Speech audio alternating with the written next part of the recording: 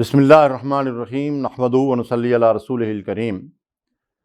नाज़रीन कराम, हमारे मुल्क में हर तरह से लोगों के हुकूक़ के मुतालबात सुनाई देते हैं। लोग रियासत से अपने हुकूक़ मांगते हैं, अहले कराची के हुकूक़, अहले गवादर के हुकूक़, फाटा वालों के हुकूक़, अलगर्ज़ तरह तरह के हुकूक़ के मुतालबात हमारे सामने आते हैं। लेकिन अल्लाह और अल्लाह के रसूल के हुकूक़, अल्लाह की किताब के हुकूक़, अल्लाह के दीन के हुकूक़ ना तो किसी को फ़िक्र है और ना कोई इन हुकूक़ की तरफ तवज्जो दिलाने वाला है।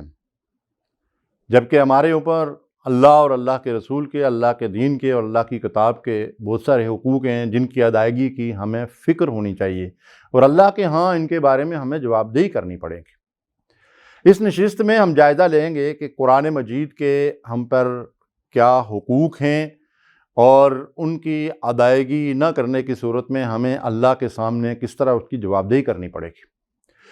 तो सबसे पहली बात तो ये है कि कुरान तमाम इंसानियत को, तमाम इंसानों को ईमान की दावत देता है और इस ईमान की दावत में जो लोग कुरान मजीद का इनकार कर देते हैं वो काफिर कहलाते हैं, वो मुनकरीन हैं और उनसे तो किसी और हक़ का मुतालबा ही सिरे से नहीं है। ज़ाहिर है जब वो ईमान लाएंगे तो फिर उनसे मज़ीद हुकूक़ का मुतालबा किया जाएगा। अब उसके बाद जो लोग इस कुरान पर ईमान ले आते हैं वो मोमिनीन कुरान हैं, तो कुरान मजीद उनको तजदीद ईमान की दावत देता है। या अय्युहल्लज़ीना आमनू आमिनू बिल्लाहि व रसूलिही वल किताबिल्लज़ी नज़्ज़ल अला रसूलिही, ऐ वो लोगो जो ईमान वाले हो। इन ईमान वालों को मुखातब करके अल्लाह ताला इरशाद फरमाते हैं कि आमिनू, ईमान लाओ, यानी अपने ईमान की तजदीद करो, ईमान लाओ अल्लाह पर, अल्लाह के रसूल पर और अल्लाह की किताब पर जो उसने अपने रसूल पर नाज़िल की। तो अल्लाह की किताब पर ईमान की दावत किसको दी जा रही है? अहले ईमान को। यानी जब तुमने इसको अल्लाह की किताब माना है और तुम्हें इस पर पूरा इत्मीनान है तो फिर इस किताब की से हिदायत हासिल करना, इस किताब को समझना, इसको पढ़ना, इसकी रहनुमाई में ज़िंदगी बसर करना, इसको अपना रहबर और रहनुमा और इमाम बनाना और इसकी हिदायत के पीछे चलना, ये तुम्हारे लिए लाज़िम है। तो जब ईमान की तजदीद हो गई तो उसके बाद जो है अहले ईमान से कुरान मजीद का ये मुतालबा है कि इस कुरान को पढ़ा जाए। देखिए, बात तो पढ़ने से ही शुरू हुई थी। पहली वही आई अल्लाह के नबी सल्लल्लाहु अलैहि वसल्लम पर, इक़रा बिस्मि रब्बिकल्लज़ी खलक़, पढ़ो अपने रब के नाम से जिसने पैदा किया। अल्लाहु अकबर। तो बात तो यहीं से शुरू होती है। इक़रा पहला सबक है, पढ़ने का हुक्म दिया गया है। कुरान मजीद में जगह जगह पढ़ने का हुक्म दिया गया। वत्लु मा ऊहिया इलैका मिन किताबि रब्बिक, तेरे रब की तरफ से जो किताब नाज़िल की गई है उस किताब की तलावत करो, उस किताब को पढ़ो।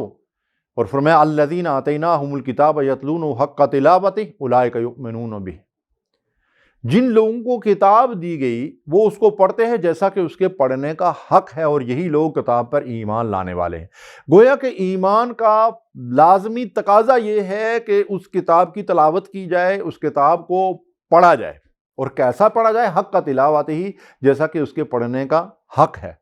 तो कुरान मजीद के पढ़ने का हक जो है अदा करने के लिए हमें क्या कुछ करना पड़ेगा, इसकी तफसील इंशाअल्लाह तलावत के जो आदाब और जो तलावत का जो तरीका है उसके तहत जो है वो हम बयान करेंगे। तो इसके बाद कुरान मजीद हमसे क्या मुतालबा करता है कि हमने कुरान मजीद को समझना है, इसलिए कि कुरान मजीद जो है वो महज सवाब की किताब या तलावत की किताब या पढ़ने की किताब नहीं है।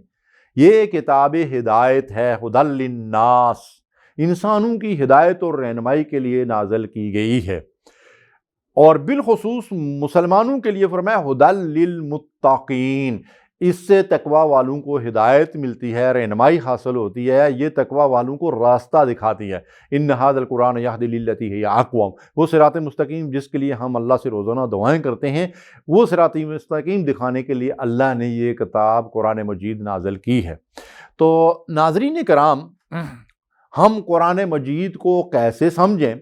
सबसे पहली और बुनियादी बात तो ये है کہ اگر ہم عربی زبان سیکھ لیں اور عربی زبان کو سیکھنے کے بعد ہم براہ راست قرآن مجید اور عربی زبان میں دین کا جو بنیادی ماخذ ہے یہ زبان، تو ہم اس کے ذریعے سے دین کے جو ہے وہ بنیادی چیزوں کو، قرآن کو، حدیث کو، فقہ کو جو ہے وہ سمجھنے کی کوشش کریں۔ یہ تو پہلی بنیادی بات ہے۔ لیکن جیسا کہ ہم جانتے ہیں کہ ہم جو اجمی لوگ ہیں، ہماری اکثریت جو ہے وہ عربی زبان سے نابلد ہے۔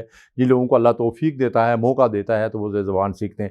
ہم جو لوگ یہ زبان نہیں سیکھ سکتے، تو ہمارے لیے ہر زبان کے اندر تراجم اور تفاسیر موجود ہیں، لفظی ترجمے موجود ہیں۔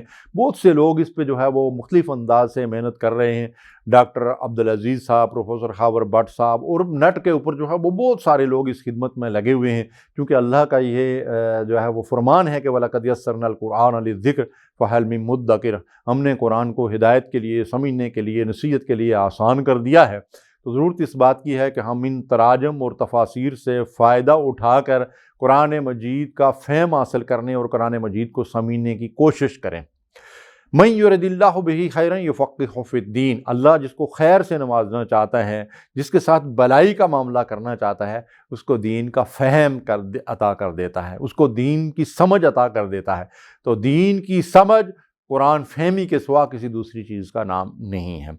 تو اس کے بعد قرآن مجید جو ہے اس کا ہم سے مطالبہ یہ ہے کہ ہم قرآن پر ایمان لائیں، قرآن مجید کو پڑھیں، قرآن مجید کو سمجھیں، اس لیے کہ یہ عمل کی کتاب ہے۔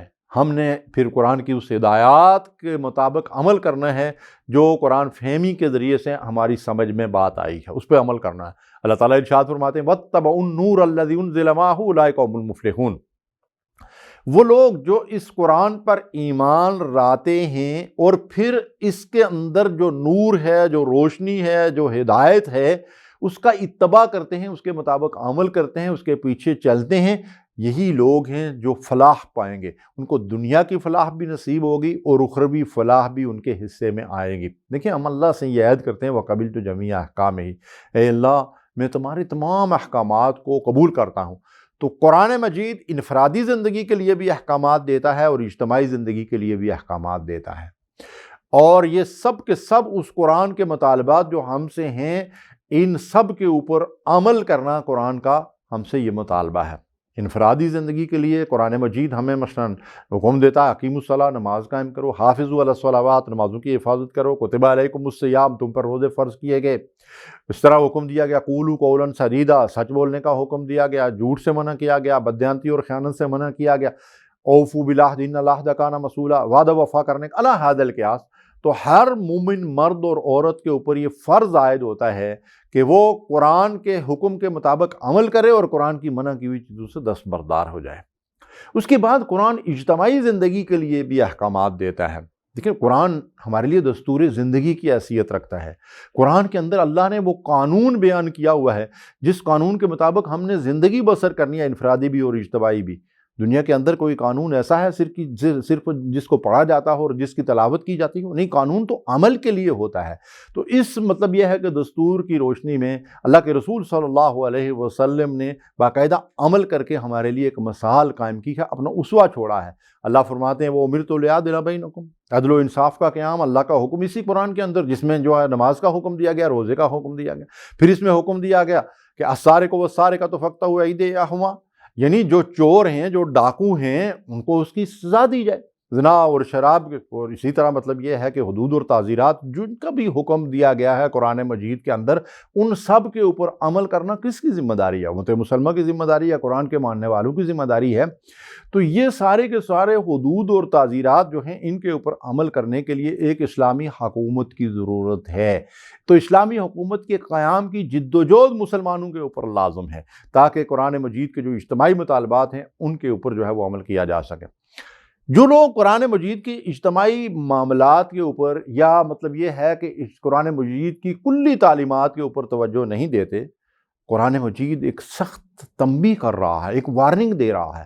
افتؤمنون ببعض الکتاب وتکفرون ببعض، کیا تم اللہ کی اس کتاب کے بعض حصوں پر ایمان لاتے ہو اور بعض کا انکار کرتے ہو۔ اب انکار کی دو صورتیں ہیں، ایک انکار یہ ہے کہ قرآن مجید کا انکار کر دیا جائے، اور ایک انکار یہ ہے کہ قرآن پر ایمان لانے کے باوجود قرآن کے کسی حکم کا انکار کر دیا جائے۔ جیسے ہمارے ہاں جو ہے وہ کبھی مطلب یہ ہے کہ یہ کہا جاتا ہے کہ غیر سودی نظام کے بغیر ہم کیسے زندہ رہ سکتے ہیں، ہم دنیا کے ساتھ کیسے چل سکتے ہیں جی۔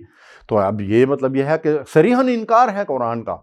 تو اس لیے اللہ فرماتا ہے کہ اگر تمہارا رویہ رہے ہے اللہ کی کتاب کے ساتھ کہ اس کے بعض احکامات جو تمہیں آسان معلوم ہوں ان کے اوپر تو تم عمل کرو، لیکن جن کے اوپر عمل میں تمہیں کچھ دشواریاں ہوں تو ان سے تم انکار کر دو۔ وما جزاء من یفعل ذلک منکم الا خزی فی الحیات الدنیا، اگر ایسا کرو گے تو پھر تمہارے لیے دنیا کے اندر ذلت اور رسوائی ہے۔ ویوم القیامۃ یردون الی اشد العذاب، اور ایسے لوگوں کو قیامت کے دن شدید ترین عذاب دیا گیا ہے۔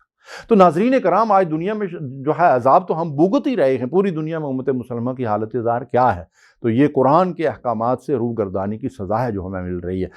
اور اس کے بعد قرآن ہم سے یہ مطالبہ بھی کرتا ہے کہ ہم اس کا پیغام دوسروں تک پہنچائیں۔ اللہ کے رسول صلی اللہ علیہ وسلم پر قرآن نازل ہوا تو اللہ نے آپ کو حکم دیا، یا ایھا الرسول بلغ ما انزل الیک من ربک وان لم تفعل فما بلغت رسالتہ۔ جو قرآن آپ پر اللہ کی طرف سے نازل کیا جاتا ہے اسے دوسروں تک پہنچانا آپ کی ذمہ داری اور آپ کا فرض منصبی ہے۔ اگر آپ نے اس کے پہنچانے میں کوئی کوتاہی کی تو گویا آپ نے نبوت اور رسالت کا حق ہی ادا نہ کیا۔ اب یہی قرآن رسول اللہ صلی اللہ علیہ وسلم کے ذریعے سے ہم تک پہنچا ہے، اور اللہ کے رسول صلی اللہ علیہ وسلم نے حجۃ الوداع کے موقع پر اس بات کا حکم دیا کہ بلغوا عنی ولو آیہ، تمہیں اگر اس قرآن کی ایک آیت معلوم ہے تو اسے آگے پہنچاؤ۔ تو اس پہنچانے کے لیے رسول اللہ صلی اللہ علیہ وسلم نے ساری زندگی جد و جہد کی۔ شیب ابی طالب کے اندر آپ نے جو تکلیف کاٹی، طائف میں آپ کو جو پتھر مارے گئے، جسم لہولان ہوا، اور پوری زندگی میں جو گالیاں اور پتھر آپ نے کھائے، تمسخر اور استہزاء اور جھوٹے الزامات اور بہتانات، یہ سب کچھ کس لیے تھا؟ رسول اللہ صلی اللہ علیہ وسلم قرآن کے اس پیغام کو اللہ کے بندوں تک پہنچانے کے لیے دن اور رات محنت کرتے تھے۔ مجھے اور آپ کو بھی چاہیے کہ ہم اس کی فکر کریں کہ ہم نے اس قرآن کے حقوق ادا کرنے ہیں، اور اس کا ایک اہم حق یہ بھی ہے کہ ہم نے اس پیغام کو دوسروں تک پہنچانا ہے۔ اگر قرآن کے حقوق کی ادائیگی کی ہم نے کوئی فکر نہ کی اور اس کے لیے کوئی جدوجہد نہ کی تو قیامت کے دن ہم مجرموں کے کٹہرے میں کھڑے ہوں گے، وہاں اللہ کی عدالت ہوگی، اور محمد رسول اللہ صلی اللہ علیہ وسلم ایک مقدمہ دائر کریں گے، وقال الرسول یا رب ان قوم اتخذوا ھذا القرآن مہجورا۔